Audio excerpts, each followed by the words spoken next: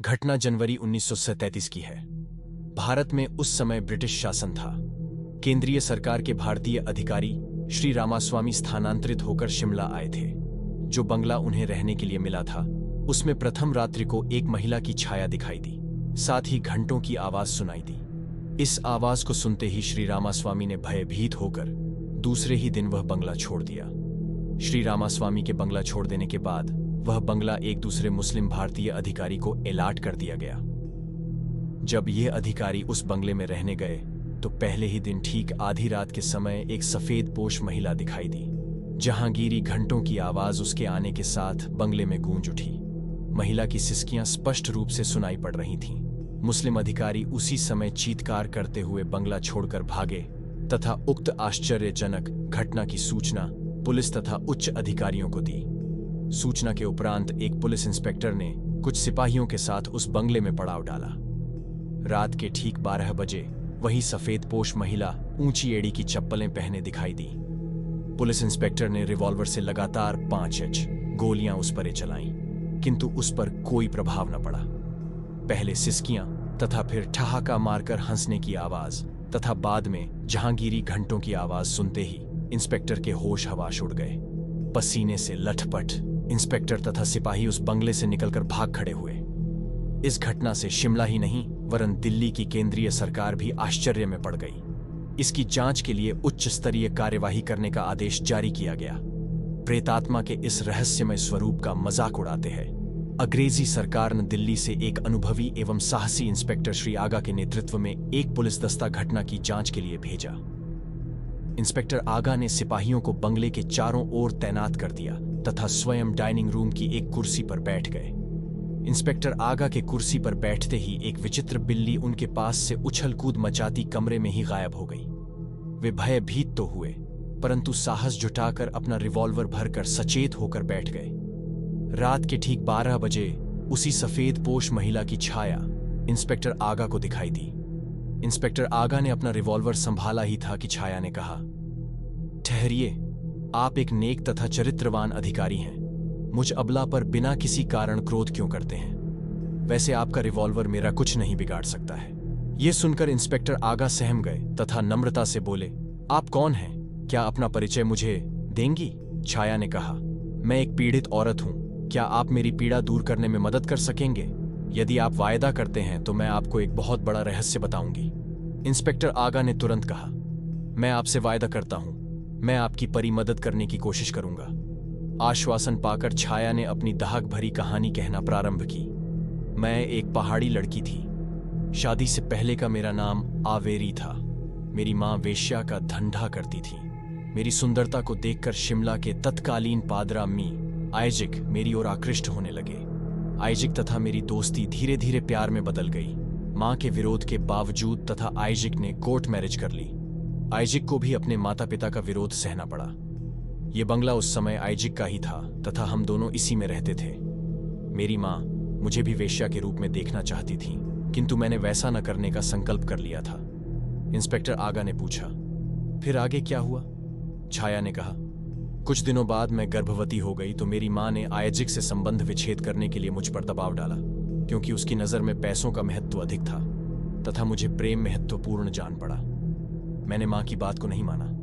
इसी दरमियान आइजिक के पिता का तार आया, जिसमें उसे तुरंत बुलाया गया था। आइजिक ने मुझे बताया कि अगर वह नहीं गया तो उसके पिता की लाखों की संपत्ति उसके हाथों से निकल जाएगी। मैंने उसे प्रसन्नतापूर्वक विदा किया तथा बंगले में अकेली रहने लगी। लगभग 2 महीने बाद आइजिक वापस आया तथा प्रेम प्रदर्शित करते हुए चुंबन लेने के बहाने मेरे गले में रूमाल फंसाकर मेरी हत्या कर दी। इंस्पेक्टर आगा ने आश्चर्यचकित होकर पूछा, आगे क्या हुआ बताओ? छाया ने कहा, हाँ सुनिए, मेरी लाश पीछे वाले कमरे के बीचों बीच घड़ी है। पलस्तर उखाड़ने पर एक पत्थर के नीचे मेरे शव के अवशिष्ट भाग अब भी मिल जाएंगे। आइजिक का रूमाल तथा जेब का कुछ सामान भी उसी में पड़े मिल जाएंगे। इंस्पेक्टर साहब, मैं चाहती हूं कि आइजिक पर मुकदमा चलाकर उसे प्राण दंड दिलाया जाए। इस संबंध मैं आपकी हर संभव सहायता करूंगी। इतना कहकर वह छाया गायब हो गई। इंस्पेक्टर आगा ने आवेरी के पूरे कथनों को नोट कर लिया तथा अपने उच्च अधिकारियों को इस घटना से अवगत करवाया। फौरन इस बात की सत्यता का पता लगाने के लिए एक मजिस्ट्रेट के समक्ष उस कमरे की खुदाई की गई। एक महिला के शव के साथ एक रूमाल तथा अन्य सामान भी मिला।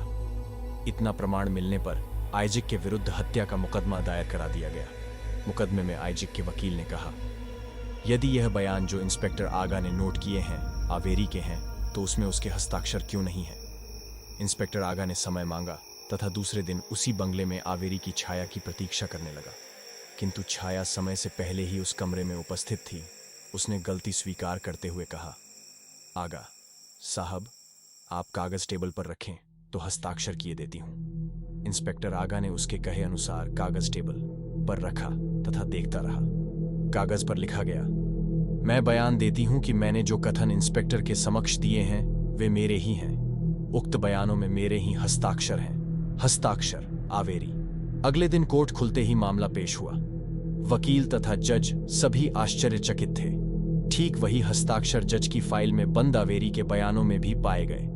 पुनः बचाव पक्ष के वकील ने प्रश्न किया, यदि आवेरी हस्ताक्षर कर सकती है तो कोर्ट में आकर बयान दे या कोई ऐसा प्रमाण या सबूत दे जिससे यह विश्वास किया जा सके कि वे हस्ताक्षर आवेरी के ही हैं। समय मांगकर इंस्पेक्टर आगा वापस रात में आवेरी से मिलने गया तथा उसे सारी बात बताई तो आवेरी ने बॉम्बे से भेजा गया।